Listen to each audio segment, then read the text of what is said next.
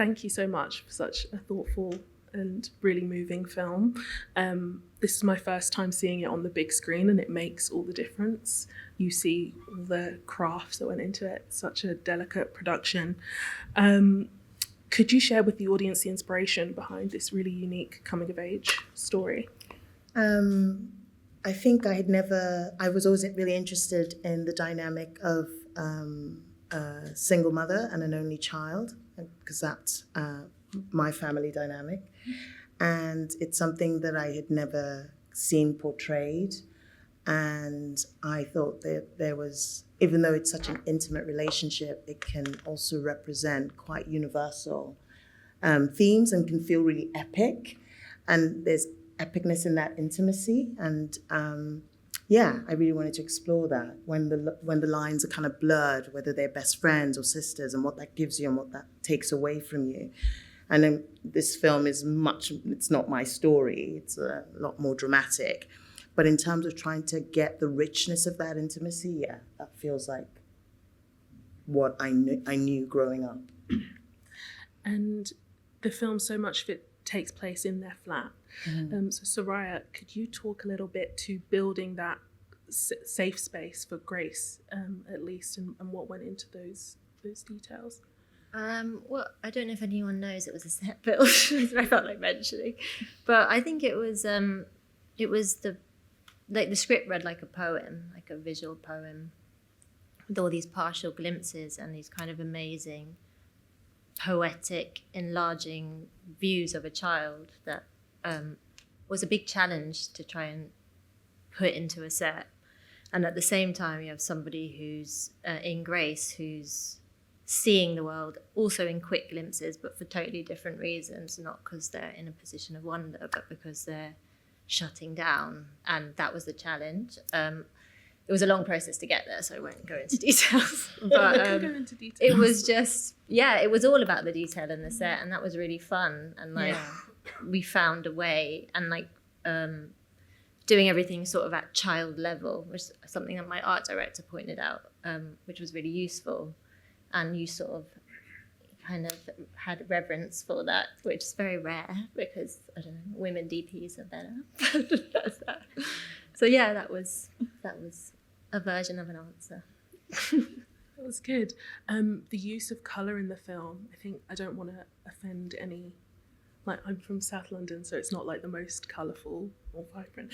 Yeah. But, the interior of the flat, the use of colour, versus the outside world, but then of course the emotional realities of the characters. If you could talk a little bit about writing that, and then how the cinematography and then set. That part actually feels reminiscent of my childhood, because there was a period where we were in a block in Bermondsey, and because it was kind of like quite it was NF all around. I had to be escorted to and from school, and I couldn't really play outside, and that was for about a 6-month period. And I remember that time as a really brilliant time, actually, because my mum had to create this really loving environment inside the flat, and my imagination the flat was a playground, essentially. So it felt really important that even that Grace, in spite of her trauma, creates this really beautiful environment for Amma to be in, because she feels Amma will be unsafe in the world outside.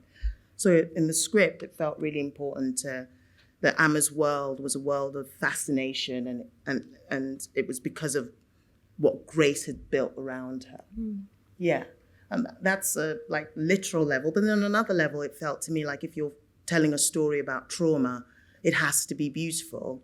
I think sometimes with realism, it doesn't feel like what I grew up with. Just because you have hard lives or doesn't mean that there isn't beauty. And it felt really important to put those two things next to each other. Yeah. Soraya, do you have any?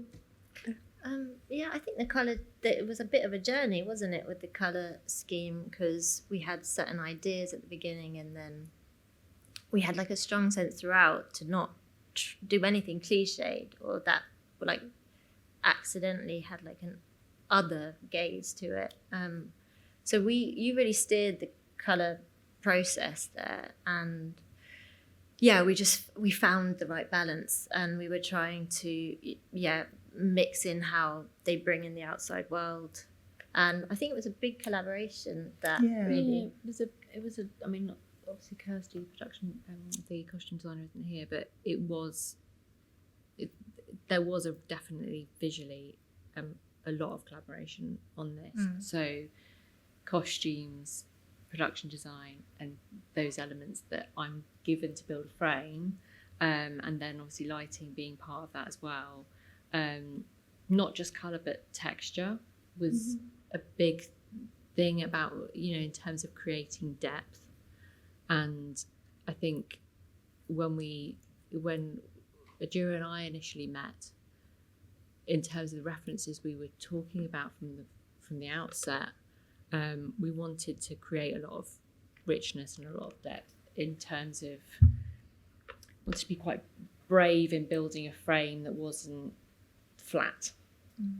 And so one of the most joyous parts creatively actually was when the three of us got to Glasgow and we went on our location recce's, and we actually saw a lot of places.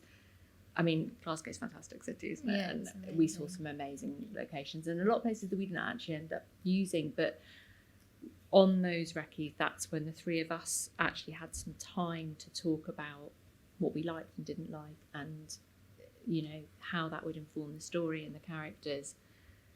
We took away a lot of things from. It's like a we'd have Frankenstein these, monster of all this. yeah, we'd sort of the go and see these locations we locations, saw. and we'd be like, oh, this wallpaper's really cool, and and Sarai would bring that into the set build, and we just discuss things like, we were constantly discussing textures, the reflectivity of certain paints, the colours in certain in every set, and window dressings, and how, for me, from a lighting point of view, that really affects the way that light falls and within the frame on the characters.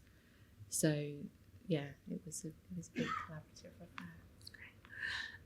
I'm curious as well to hear how you worked with the actors. So I understand it was shot during COVID, which I said to you backstage, you don't really notice in terms of the story suits that level of intimacy and the more spare kind of cast or more spare scenes so well.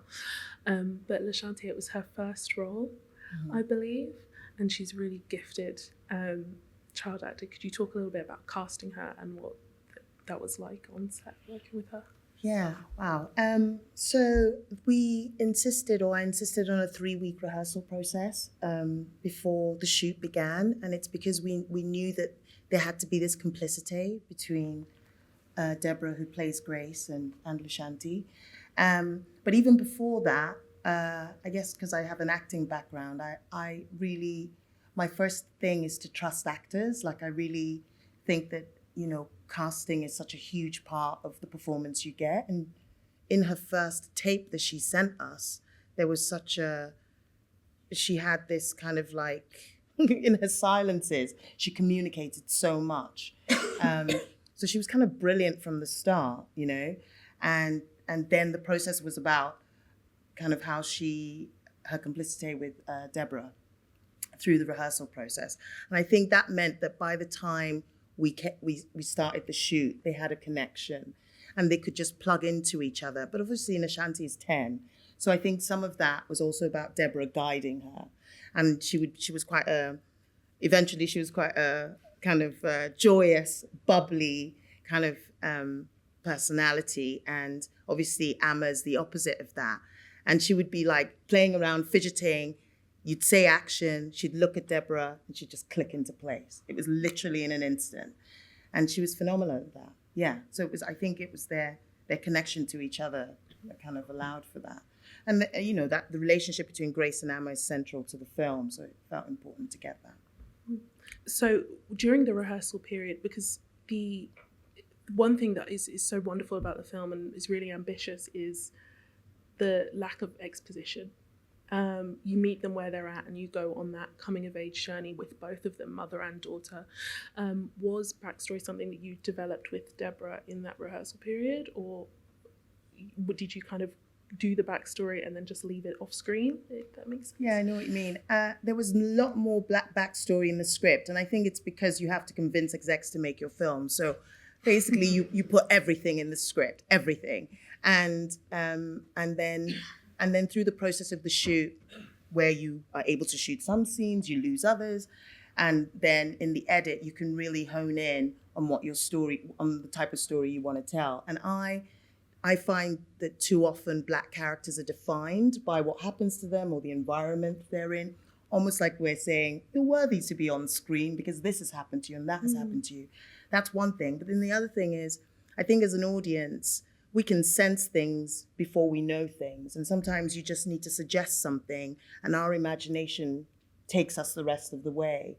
And I think probably as an artist, I don't really like things being spelled out to me. So yeah, we definitely erred on the side of, in the edit, our editor, Stella Heath-Kerr, we erred on the side of sort of being led by feeling as opposed to plot or story.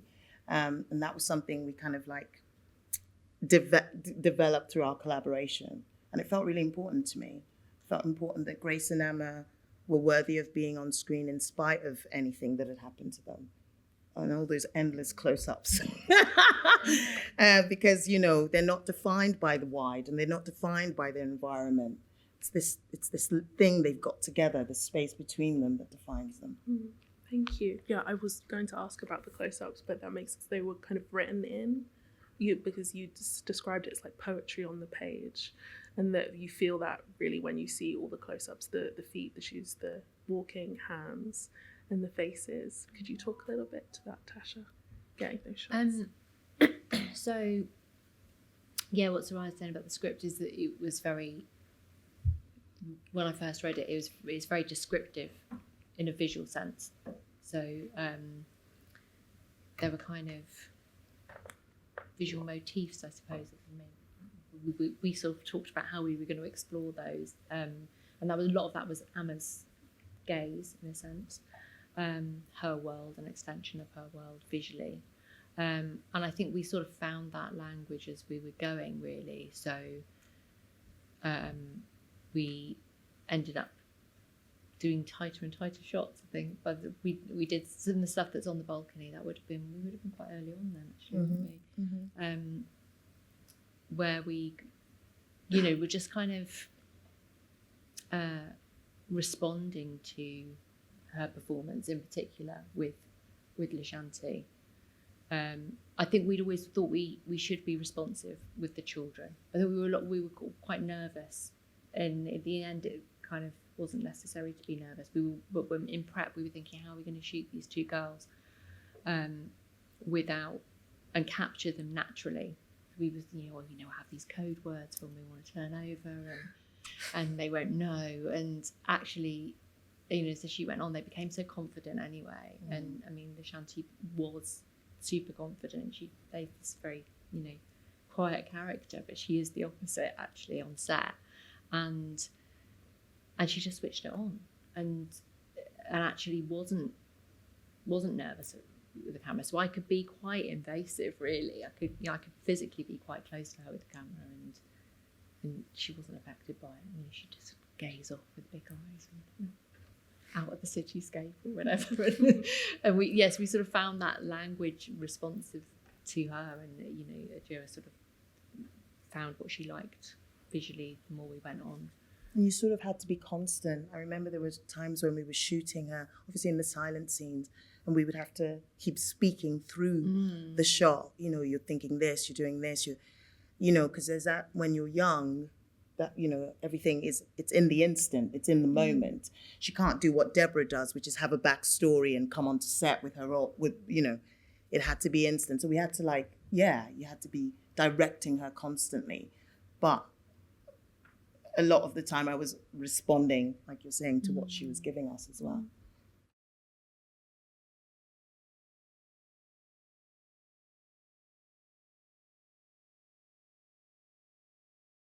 So the producers are Rosie Curran, Kira Barry. Oh my God, suddenly didn't remember my producers' names. And yes, from the start, it always felt really important that because it felt like a female-centric story. We wanted to have a strong female presence in the crew, and it's not the first time that's been done. I think Rox had a very strong female presence too, and I think that there was a conscious effort, not just in terms of gender, but also in terms of other protected characteristics, to have as diverse a crew as we could. That's obviously limited to a certain extent because we're up in Scotland, but there was a lot of thought behind that. Yeah. Don't know if you guys want to say anything about, because you've been on other sets as well. Whether that. Yeah, it was a funny time actually because it was off the back of COVID and it suddenly became intense. Post-COVID, there was suddenly this rush to make everything, and there were very few crew and very difficult to get equipment and all that kind of thing. It was at that time that we made this film, and there is a small pool of crew anyway in Glasgow, but we tried to, be as sympathetic as possible with the dynamic on set. I mean, yeah. I don't think diversity is exclusively a Scottish problem. Yeah, I just said that. Yeah. True, not in this industry. No.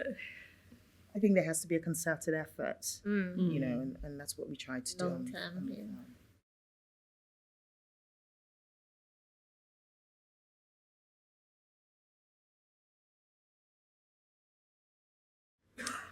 Lovely. Great. Where would you like to rather, start? Oh, Jesus. Let's just be real. I mean, like, making a first feature is difficult at the best of times, but making it in COVID was nigh on what? It was mask-like. It affected us in terms of locations, didn't it? Right. It affected us in locations. We had a couple of shutdowns. It affected us in terms of crew. It was tough. It was tough shooting in those circumstances. Yeah.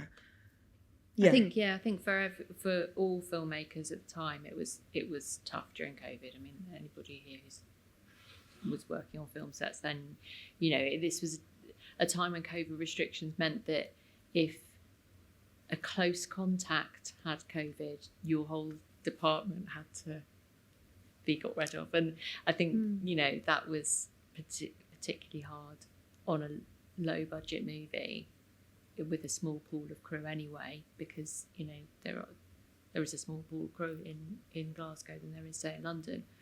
And then we started losing actors. Sorry, that was a very nervous laugh. I was like, triggered. And then you can't shoot without your lead actress. So yeah, she disappeared for a few days.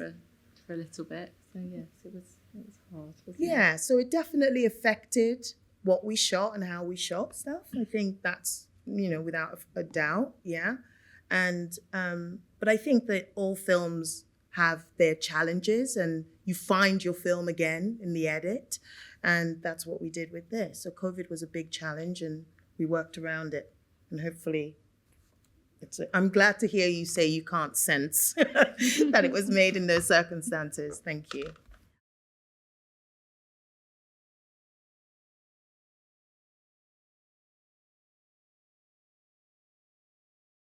It's so interesting, isn't it? Because I think that if you asked any artist, any storyteller, they would say that they just tell story from emotion, and you as the audience will read into that emotion all sorts of things. But I think there's a psychology in storytelling, just in living and being alive. And if something feels connected to you, and if it feels authentic, then there's a truth to it. And that's the psychology. That's where the psychology comes in, right? Because there's just a truth to it.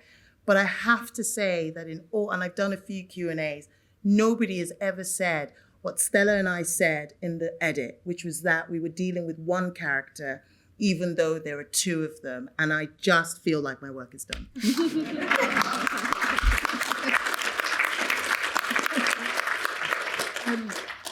That is all we have time for. But thank you. What a note to end on. Thank you for staying. Tell your friends. It's coming out on the 24th of November. The 24th of November. Spread the word. Thank you support all for independent being here. film. Support a debut filmmaker. Thank you all so much. And thank you.